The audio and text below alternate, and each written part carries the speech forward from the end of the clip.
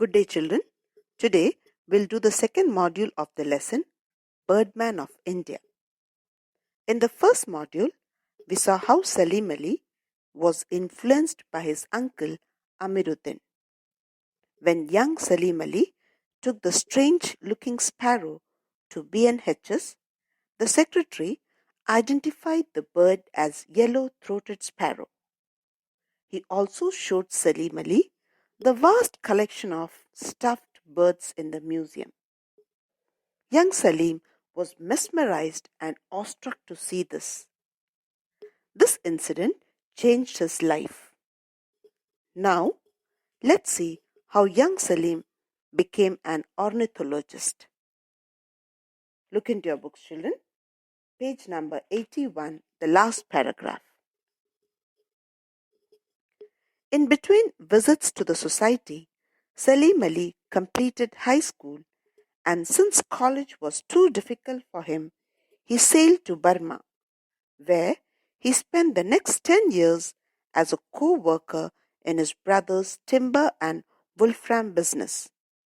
But when Salim Ali was sent to select timber in jungles that were very difficult to reach, he would spend most of his time observing birds and wildlife.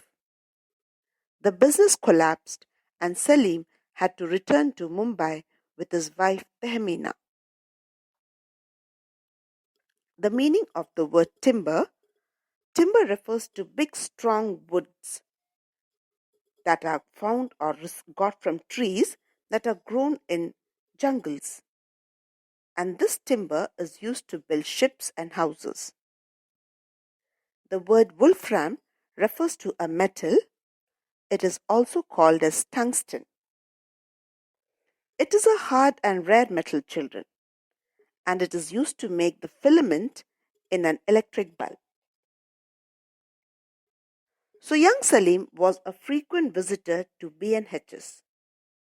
He completed his schooling, but he found college studies a bit difficult. So he went to Burma and he worked as a worker in his brother's business. He was there for 10 years. His brother had a business of timber and wolfram. Now I told you wolfram is a metal which is used to make filament in a bulb. Now timber is collected from big strong trees from the jungle. So Salim was often sent to the thick jungle to select timber. But Salim, being a lover of nature, would spend time observing different kinds of birds and wildlife. So it was a waste sending this boy, young Salim, to the jungle. He hardly brought any timber, and slowly the business collapsed. The word collapsed means the business was not profitable. The business did not prosper. So Salim had to return back to Mumbai with his wife Tehmina. Now, let's see what did he do in Mumbai then. He got a job as a guide lecturer at Mumbai Prince of Wales Museum in 1927, but after 2 years decided to study ornithology at the Berlin University Zoological Museum under Professor Erwin Stresemann. When Salim Ali returned to Mumbai a year later, he discovered that his guide lecturer's post had been cancelled. There was no chance of working for the government either. A couple of years earlier, he had been rejected for an ornithologist job because he did not have a college degree. So, after coming back to Mumbai, he again started searching for a job. Then he got a job as a guide lecturer. Guide lecturer means a person who guides a person who comes to the museum. He got that job in a museum called as Prince of Wales Museum. He worked there as a guide for 2 years, children. But then he decided to study further. So he went to the Berlin University, which was under a zoological museum, you can say. And there was a very famous professor there. So he studied there. For 1 year he was there. He upgraded himself. And when he returned to Mumbai after 1 year, he discovered that his job was already lost. They have cancelled his guide lecturer's post. There was no chance of working for the government also, because a couple of years ago or a few years back, when he had tried to work as an ornithologist, they had rejected him because that time he did not have a college degree. So you see, children, he was such a knowledgeable person, isn't it? But because of his lack of college degree, he did not get a government job. Salim Ali had faced many rejections and hurdles when he tried for a job. So let's see how we overcome this issue. What did he do in order to get a job? Now, the next paragraph. Tehmina was a warm and lively woman. She came from a wealthy family and was educated at a finishing school in England.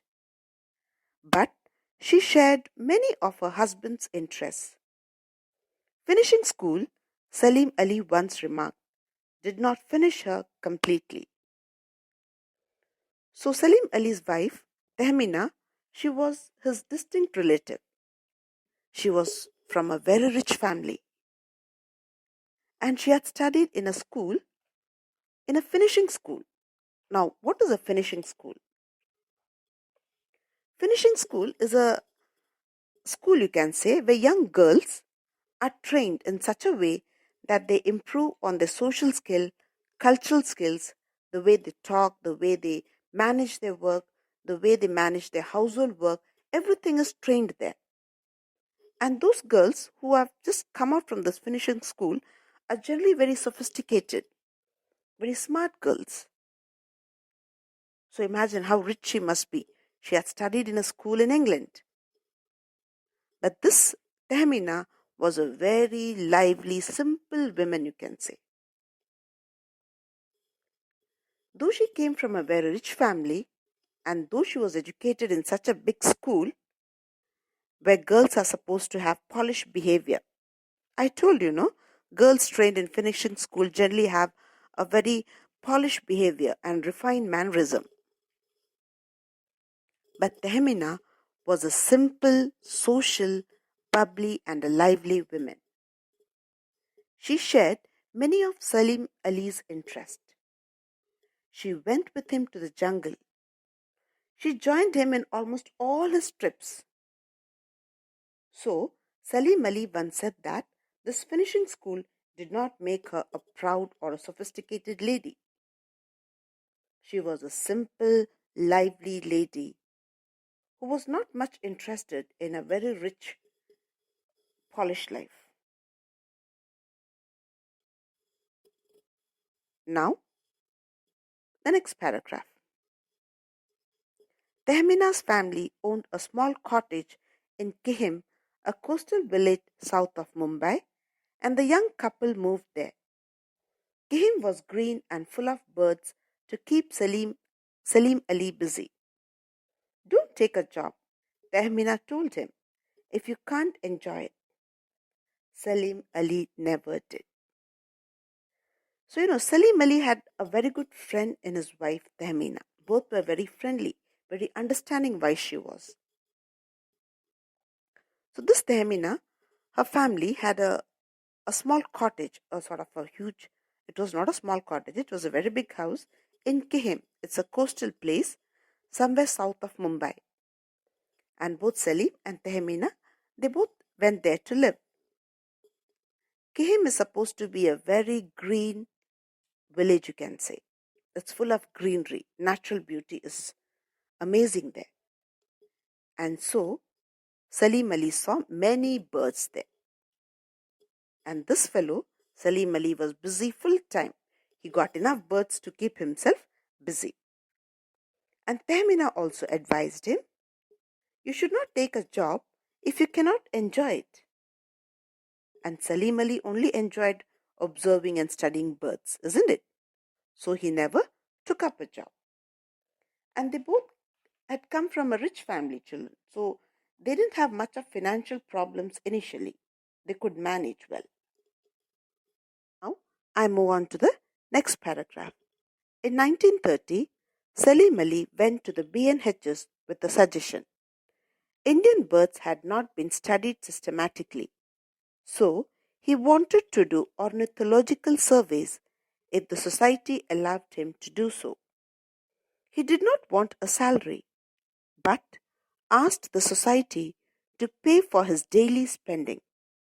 Thus, for the next 20 years, Salim Ali roamed the subcontinent, studying birds from Kutch to Sikkim and from Afghanistan to Kerala.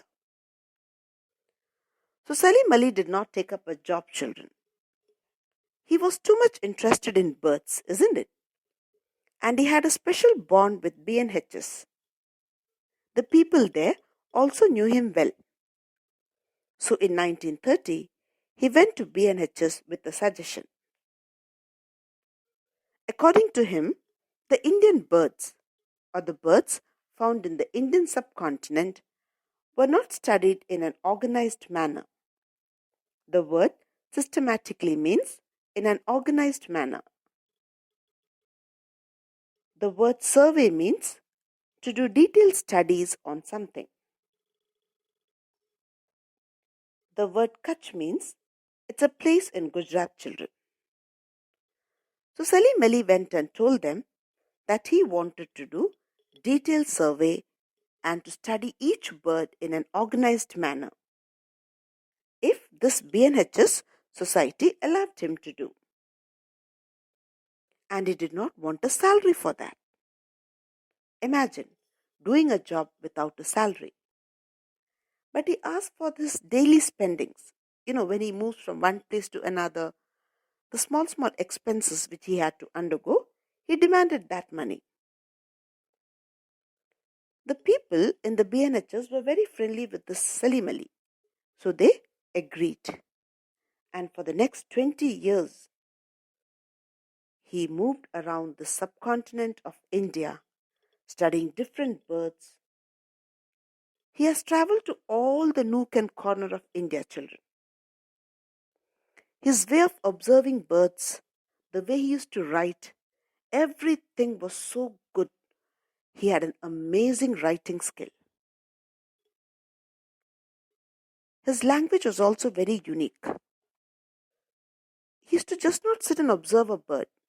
He used to try to find out the bird's habitat. He used to try to find out what time the bird builds nest, which place it prefers. Do these birds migrate to other places? What do they eat? When do they eat? Everything was observed by him. He was a very patient man. He had a lot of patience in sitting and observing these birds.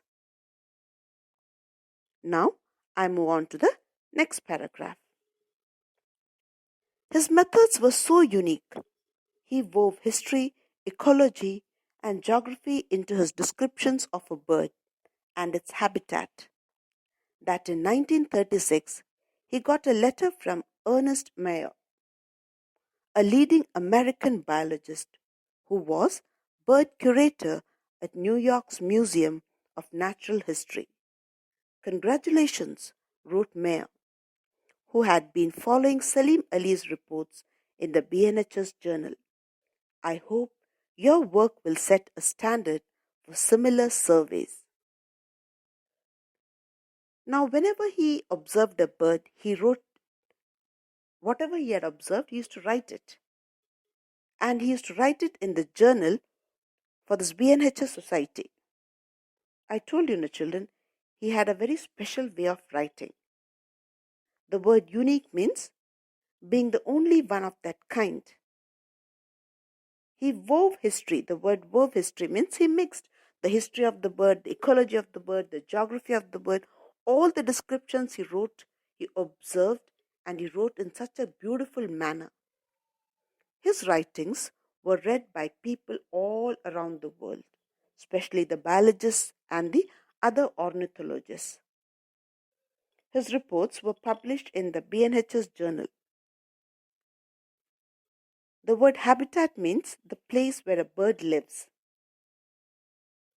Now, there was a ornithologist or a biologist named Ernest Walter Mayer. He was observing and reading this Salim Ali's journals. He was very much attracted by his way of writing. He himself worked as a curator. Curator is a person who manages a museum or a collection of library. And this Ernest Mayer, he wrote a letter to Salim Ali, congratulating him on his writing skills. And he said that he hoped that his work will set a standard for similar surveys. That means whenever you study an organism, children, a bird, an animal, a tree, whatever be the case, you should be able to know everything about it. And Salim Ali used to do that. His writing really impressed the other ornithologists and the biologists all over the world. His way of writing made him world famous. Now I come to the end of the second module.